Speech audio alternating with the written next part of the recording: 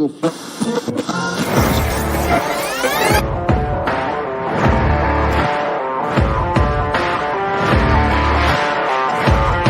great, but being different for the sake of being different, I'm not a big fan of, right? If you just want to be different for the sake technology of it. But increased, I would hide behind it. And you start to hear some of their challenges, and yes. Because it speaks to the core of who you are and what drives you forward.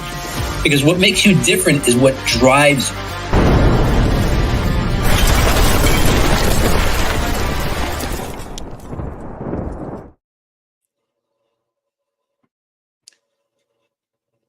What's going on, friends? Steve Spear, the Master Connector, coming at you live and direct. And I am flying solo today, other than our amazing guest. My buddy Rob G is hanging out playing some golf. He loves playing once a week, and this particular opportunity came up, and so he ditched us. No, he didn't ditch us.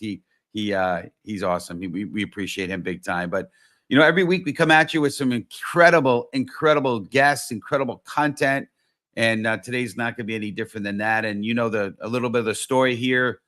Started the show in November 2020 in the thick of COVID. My good friend Cameron Toth encouraged me to do this. So I had gotten approved for LinkedIn Live back when it was hard to get approved. And I'm like, I got to do something with this. And we created the Master Connector Show. And it's been a blessing. Of course, this introvert, Rob and I now, who's now my co-host, we've done about 25 episodes together.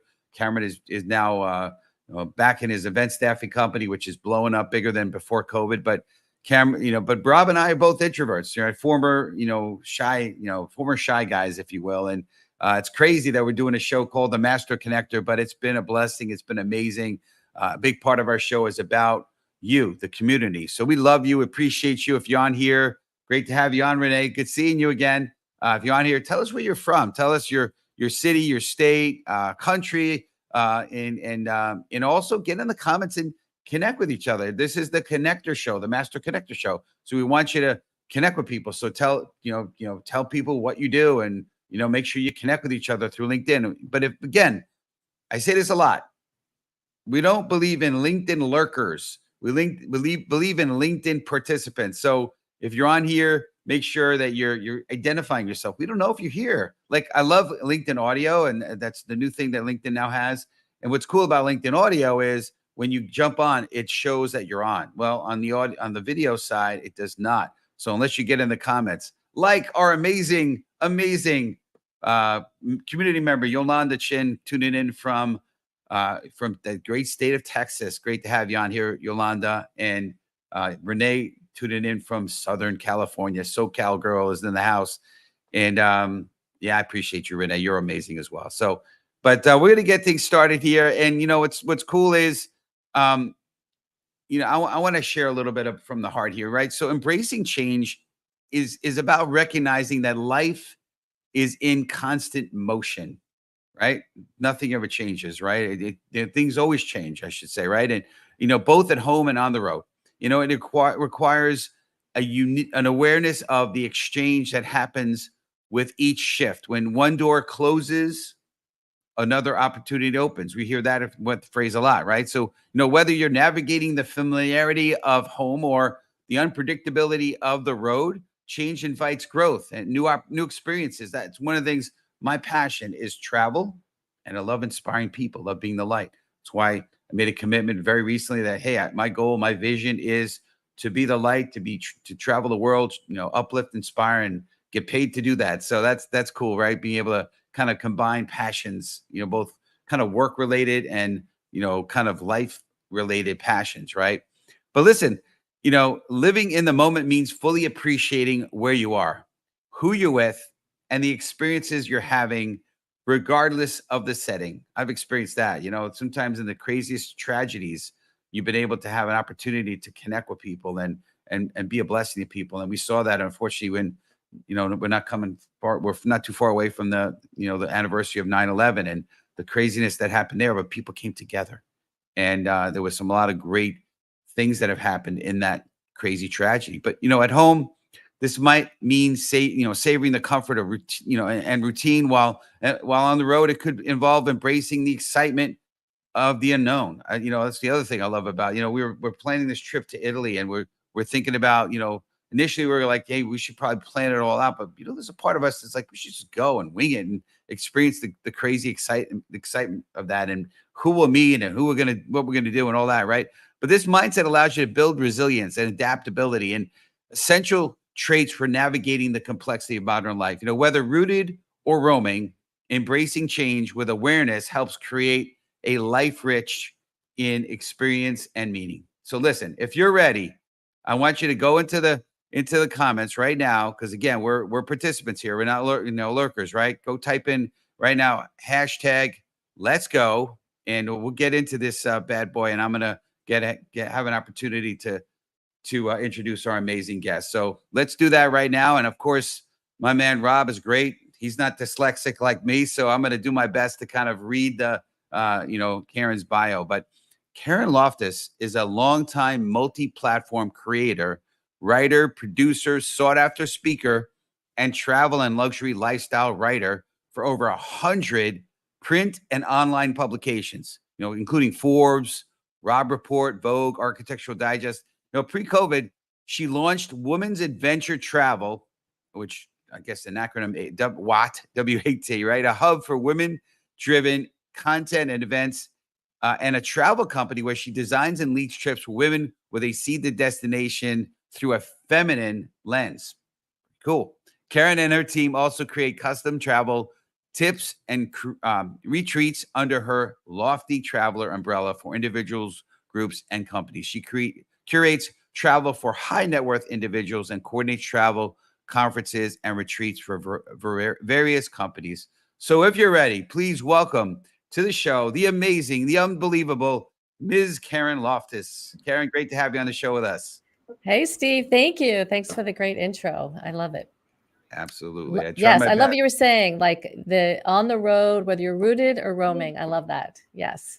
Change happens everywhere, right? That's it. The only constant is change, right? That's the one thing we know for sure. So let's look at this. Renee is writing us a little book here. She said, I'm a woman. I'm a woman's life and leadership coach. Okay. She's given a little bit about her background. All right. Well, go make sure. Listen, Renee's awesome. Go make sure to connect with Renee for sure. And she says, let's go. And obviously, Yolanda is welcoming you. And yeah, we're excited to get things rolling. So, and Karen, tell us again where you're tuning in from. I know you could be anywhere in the world, which you always are, right? But where are you in right now? Yep. Just got back from Vegas from a big travel conference for 10 days, Virtuoso in Las Vegas. But I'm presently outside of Philadelphia, which is where I'm based. Awesome. Very cool. And I'm sure what happened in Vegas stays in Vegas. You're probably not going to be able to tell us. Right? But anyway. You'd have to kill me. Exactly. But so community, we love having everyone on here. Why don't you go ahead in the hashtag, in the comments, type in hashtag embrace as we get into this first question for Karen. So Karen, here's the question, right? How can embracing change lead to unexpected opportunities in both life and business? If you would, please. Well, this idea of exchange of change to me came about when I thought of travel. In my the 3 tenets of my women's travel company are community, empowerment, and story. And the empowerment part of it is if you leave your home and you go someplace you've never been, you've traveled with people you've never met, you've done things you never imagined you could do. Inherently, it's incredibly empowering. And there's, I think Renee just mentioned transformative. Travel in its very essence is transformative. So I believe in transformative travel. So when you go to these places, you change, but whether you go to another city or state or more far-flung adventures in Europe and Asia, or even something as far away as Africa, you change, but at the same time, it's not a dartboard. It's not like we're throwing darts at a wall. It is an exchange of change because the people you interface with and things that happen, you change and they will never be the same. So I think just stepping out of your comfort zone, whether it's travel or, when it comes to work, launching a new business, or even just presenting yourself to an audience you've never known, or taking it on a new, part of your entrepreneurial in journey, that always creates change and therefore spurs on creativity and great growth, of course. Love it for sure. Absolutely. Yeah. So Yeah, and I wanted to just share like a couple little Please, stories. My background, of please. course, I work in travel, but my background, I was a stand-up comedian for 10 years all over the world. I had a nonprofit called Body Comedy. I worked with survivors of violence. And then, of course, now I'm in travel. So when I used to travel the world as a comedian, it was, super risky. I think of stand-up comedians as like the bungee jumpers of the entertainment world. You never knew what was going to happen. And I started in New York, then was in LA. But when I went overseas to perform 25 years ago in the Middle East and in Asia, one night, a lot of members from Parliament in Singapore took me out to dinner, all these members of banks that were the sponsors. And they said, because it was much more, provocative to have a woman on stage in these other countries. I was the only female in a comedy festival. And this member of Parliament said, "You just changed the face of our culture tonight." So that was an incredible change that I was like, oh, wow, we take this for granted in the US. And when I went to Kuala Lumpur and I was on stage, women that were dressed in traditional hijabs came up to me and said, "You're saying everything that I'm thinking." And I was like, you don't need a microphone to say this. So there's an example of the journey, and what I went on totally changed me, but it was amazing to see how it also changed. So I liken it to a dance, this exchange of change. Love it. That's great. Yeah, I was trying to remember as you were talking. One of my favorite shows that my wife and I like to watch is Somebody Feed Phil, and Yeah. it's kind of a food show, but it's a travel show. And he talks about it. We like him so much. He came to visit Connecticut. He came to Hartford, played at the I believe it's the Schubert Theater up in Hartford, and we went to see him. And he told a story. He's like about how he got into this, and he said right around in his, I think he was like maybe 21 years old, he traveled to Italy, and it was a life-changing experience for him. And he realized how much it molded and shaped him as a human, and how he really always wanted to do something with travel. And so when he started the Somebody Feed Phil, it's on Netflix. It's a great show. I think, I don't know, maybe 5 series in now to it. But he said that he went to initially went to the Food Channel. He tells a story about this funny. And the Food Channel basically said, "Oh no, we're not really doing shows that are focused on food. We're doing food adjacent type shows." So he's okay. Now who do we go to? He's like, okay, now we're doing it. We're going to do a travel food show. Let's go try the Travel Channel. Goes to Travel Channel. Travel Channel's like, well, we're not really doing travel related shows anymore. We're doing travel related, travel adjacent shows. Okay. A lot of adjacent here. Yeah, exactly. But he finally wound up getting an opportunity to go on Netflix. But it's a great show. But again, I know that this is not about his show, but the idea of travel, right? And some of the things that I love to do is I love talking to and meeting people, and I love eating. And so travel is just such a cool place to just experience those things. And then, of course, all the other adventures that you experience. I remember going to Spain, and we went to Rock of Gibraltar, and this visual, we have pictures of it, this monkey, the monkey they're out and about on, my experience of monkeys were at the Bronx Zoo, but I had a monkey on my head, and this is when I had hair. So, but anyway, Yeah. crazy stuff. Yeah. I But mean, travel, after being a stand-up for 10 years, which was incredible travel and so life-changing, a friend of mine invited me on what's called a press trip, where I went to New Zealand to cover the Cocktail World Cup. And I was there as a journalist and covering it. And then one thing led to the other. And the people in charge of it were like, oh, yeah, we're doing bungee jumping, because the mixologists were making drinks while bungee jumping and being judged. And so I thought I was just watching it. And then before I knew it, they like have you weighed, they brand your hands, suddenly your legs are bound, and like hopping off this bridge going, I had no intention of bungee jumping, but I looked at stand-up as the bungee jumping of the entertainment world. On my first ever trip as a travel writer, I was literally bungee jumping off a bridge in New Zealand. And it was so crazy. And that's really what got me really into the adventure, because you are so out of your comfort zone. You do something that is scary and, daunting, but you come out of it. And I think that's where the pleasure bleeds into the business, is that when you do these things on a personal level or a physical level, or, travel, you do these things that are really out of your comfort zone, and you're on your own, and you meet people, and you hold your own, and you discover things about yourself you didn't realize. And then you take all that home, and then you bring that back to your rooted place. Now that's a bit more expansive and a bit more different and interesting. So I always find that you find something about yourself you didn't realize when you go on the road. No doubt. Just want to acknowledge Renee, who's in the comments here a lot, which is great. She's like, very true, Karen. All lives change when you get to share your voice with others. And then she's like, talk about jumping in all in, huh? That's great. Appreciate that. That's awesome. Absolutely.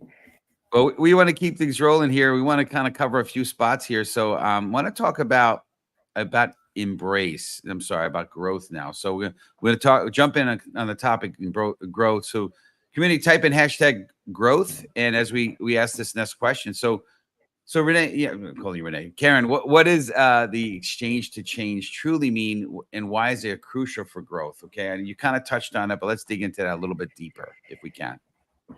Yeah, I mean, again, I think I've always put myself in, I don't want to say dangerous situations, but being a stand-up, I've lived in New York and LA, I lived in Europe and London and Barcelona. So I'm, moving careers, entertainment, but at the same time, I want to make sure I don't get stagnant. I am constantly growing personally, professionally.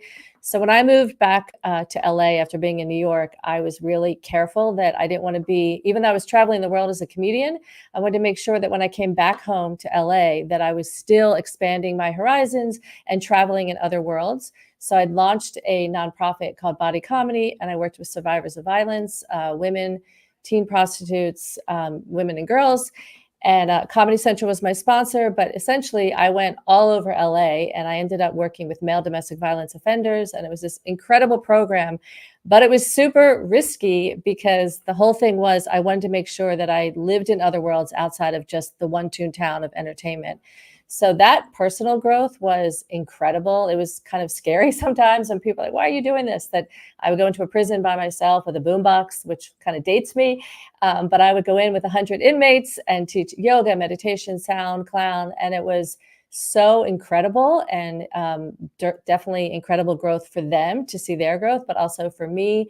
And then I took a lot of that richness and then you bring it back into your storytelling or your performing. And so I just think there's, growth for me, again, that exchange of change where I'm always taking classes, or again, I always liken back to travel, that just constantly expanding your journey, other countries, other places. So yeah, I think growth is so if you stop growing, then you stop living. Yeah. I heard it said you're either a tomato that's ripening or a tomato that's dying. And so you always want to be for sure. Yeah.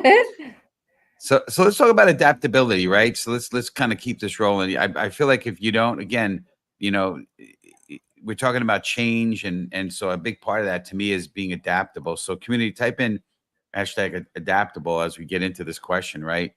How do you stay adaptable and open to change, especially in unpredictable environments? And I know when you're traveling, things can be very unpredictable, right? Especially if you're overseas. So tell us a little bit about that. Maybe throw a story in there if you want to.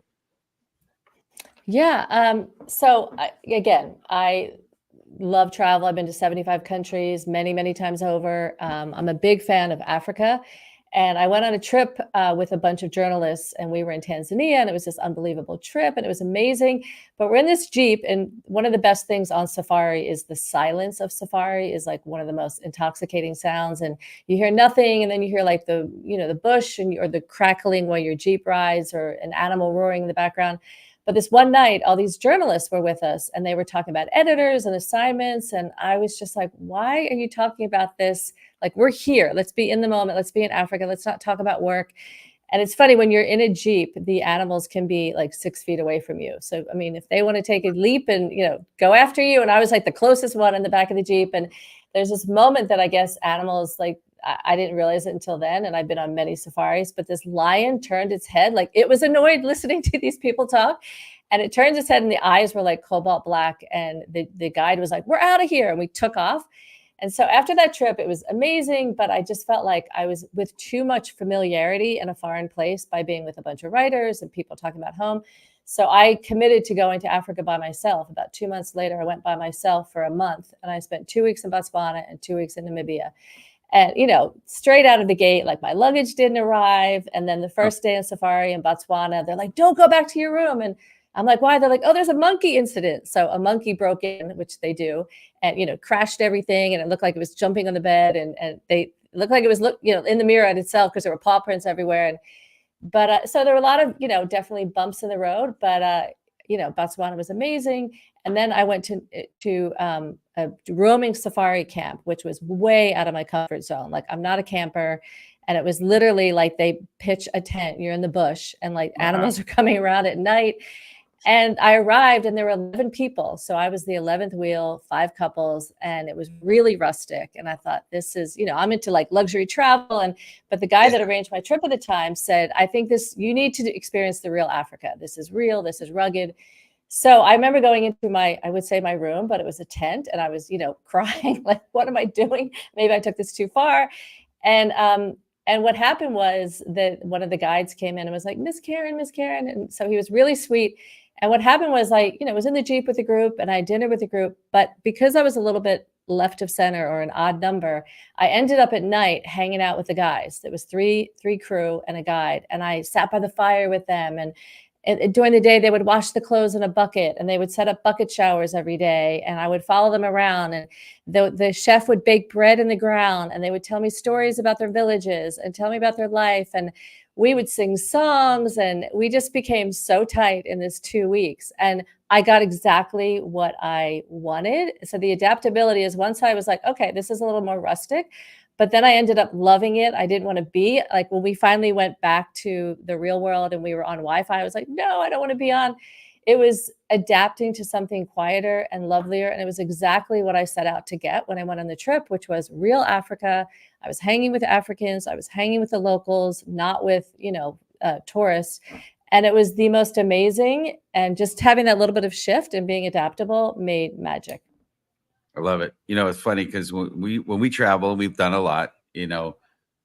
We almost never. I don't think we actually, only one time just recently. We've never, other than this recent, been in a resort where we have the all inclusive, because we want to have the true local experience and resort food and it's just there. So we love that. But we haven't had as crazy of experiences. That means we need to do a lot more travel. So I'll certainly be reaching out. Yes, you got to do Africa. For sure. I want to acknowledge Renee. I brought this up before, but you took something out of your comfort zone and expanded in many ways. I appreciate that. And then Yolanda basically says, "No more monkeys jumping on your bed." Okay. She's like, anyway. Yeah. But very cool. So let's move on to awareness, right? So I'm a guy from the Bronx, and it's interesting. You could be a quote unquote predator if you look like you're not aware, and you're kind of like look scared. And I believe travel can also be a little bit of that too. And I don't want it to be on the negative side of that. But it's funny because when we did go to Spain and we went to Rock of Gibraltar, we were literally a ferry ride over to Morocco, to Africa. And they're like, no, you shouldn't go. It's too dangerous. I don't know why 2 Bronx kids that are both black belts decided to listen. Wow. We knew we could probably take care of ourselves anyway, and we didn't go. But anyway, you got to go back there. We'll go back for sure. But I want to talk about awareness. So community, type in hashtag awareness if you can. And we're going to check on this one topic, right? What strategy do you use to maintain awareness of the changes happening around you? And as it relates in general, but in particular, could be, of course, some travel.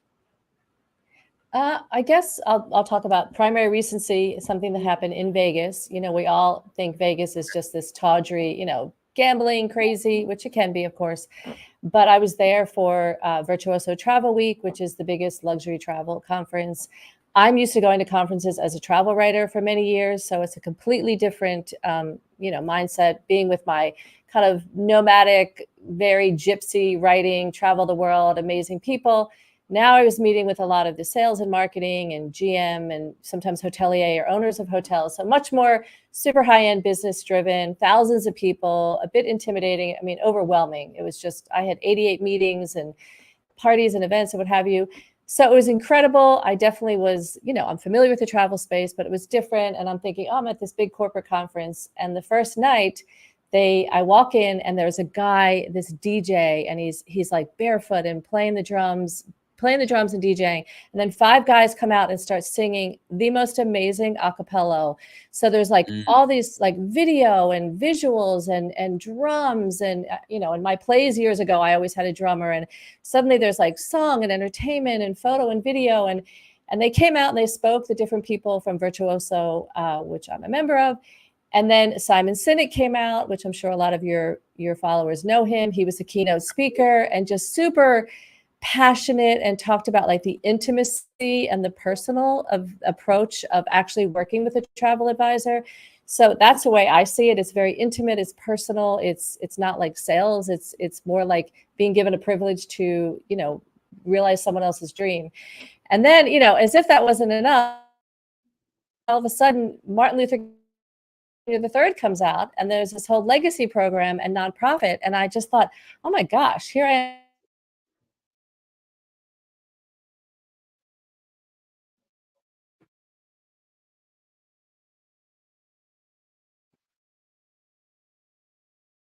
Yeah, I'm not sure if it's me or you, Karen, but something stopped went down. So anyway, this is great. I mean, I'm not again. Unfortunately, I don't have Rob on here to tell me if it's me or Karen, but I've been having some tech challenges here and there. So, but yeah, so we're excited here to have Karen on here. I know she has an offer, and again, I'm going to continue talking until she cuts me off and comes back on here. But she has a 15-minute travel consultation offer. So if you go ahead and she is freezing. Thank you, Renee. I appreciate that. So if you go ahead and go find her on LinkedIn and make sure that you you connect with her, and make sure to ask her for reference the Master Connector show. She'll definitely give you a 15-minute free consultation as an offer because you came and watched the show. So we appreciate you. We appreciate you, Karen. Sorry, we had some tech challenges, but our community got 99% of what you had to say. So we appreciate you. In the meantime, listen, community. Obviously, as you probably know, I wrote a book recently, the Tao of a Master Connector. Feel free to here she comes. She's back. Hopefully, we'll see. But in the meantime, feel free to check out the book, the Tao of a Master Connector. Order your copy today. Okay, Karen, you're back, huh? Yes. When did I pop out? I don't know, because I wasn't sure if it was me. I was telling the story. Yeah. Yes. So anyway, the awareness was that nothing is ever as you expect it. And I think being aware and being open to things, again, the exchange of change, or the dynamic nature of change, is that I was at this business event, but as I walked out of this event at Bellagio after being wowed and seeing all these different parts of my background, a part of this business conference, I come out, and everyone from the GM to the chef to everyone who worked at the Bellagio, a 1.5-minute video long of people lined up through, were whooping and hollering and waving napkins and cheering, and they were showing gratitude for us being there. And that was just like, I was like literally tears streaming down. It was just this overwhelming swell of gratitude and joy, and at a business conference, which I thought was amazing. It's amazing. So that was the exchange of change, the exchange of gratitude, and just being in the moment and having a great time. Well, I already told the community about your offer while you were off camera. Best way for them to reach you, and we're going to close the show down in a minute here. So best way to reach you, and any final sentence or two you have for the community. I would just say thank you, Steve, for having me. I appreciate it. And yes, if anyone's interested in travel, personally, professionally, individually, solo travel, with a group, retreat, what have you, reach out to me on LinkedIn, DM me. I'm offering free travel consultations to anyone that reaches out and just says Master Connector Show. And I would love to meet with your people and talk to them. So thank you, Steve. I hope I get you on a African safari. That's my goal.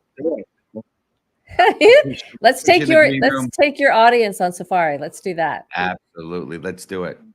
Yes. So, all right, Renee. Karen, I'm keeping calling you Renee because Renee's been all over the comments. I appreciate it. Thank you. I'm going to put you in the green room. I'll see you in a minute.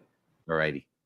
All right. Well, that was awesome. Listen, next week, we always have great guests. Next week, we're going to have Erica Rothenberger, and I'm going to tell you a cool story about Erica when we get a chance to see her on next week, Wednesday the 4th. Same bad time, same bad channel, 1:00 EST, for the topic of the audacity to be resilient with Erica Rothenberger. And if you're interested in, I need to post that here. Give me a second here.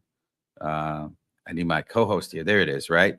And then if you want to learn more about some of the upcoming shows And if you're interested in actually sponsoring a show, go to the masterconnector.show and you can learn more about that. So, but hey, I just want to end with a last closing thought here, right? So Bethany Hamilton, a professional surfer, I think there was a movie on this, lost her arm in a shark attack at age 13.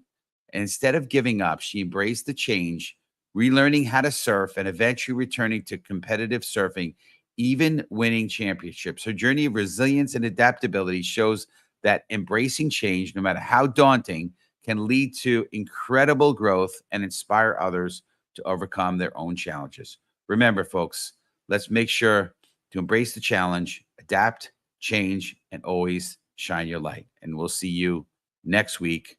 Appreciate you guys. Love you guys. And you just got to hear some of their challenges. And yes, because it speaks to the core of who you are and what drives you forward. Because what makes you different is what drives you.